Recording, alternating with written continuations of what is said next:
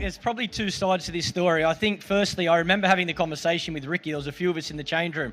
I can't remember if Steve Waugh was the captain or Ricky Ponting was the captain at the time, but what the main point of the story is this. What it taught me from a very young age is that Sourav Ganguly made it very clear to, as Sachin says, during that period, Australia were very dominant in international cricket. Sourav Ganguly made it very clear to Australia and every other team around the world that he wasn't going to be bullied. He wasn't going to accept that anybody was going to tell him what to do.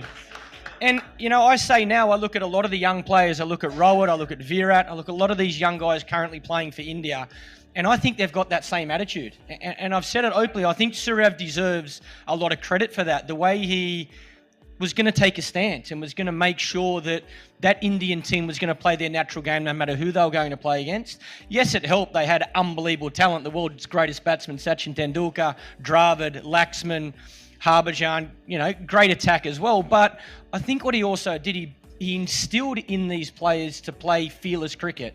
And we all do it differently. You know, some people are more outspoken than others. And I remember playing against Sachin and Laxman and Dravid, those three particularly. They would never say a word, but you could see that hunger and that fire inside them by the way they batted or the energy they created on the field.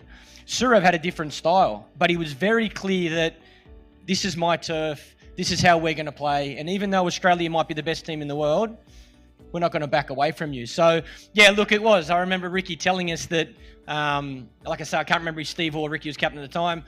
They tossed the coin. Sourav said quickly, head, tail, picked up the coin, said, "We'll bat, thank you very much." Before Ricky or Steve Waugh could even think what had just happened, India's batting, they probably make 500 and Australia loses the game.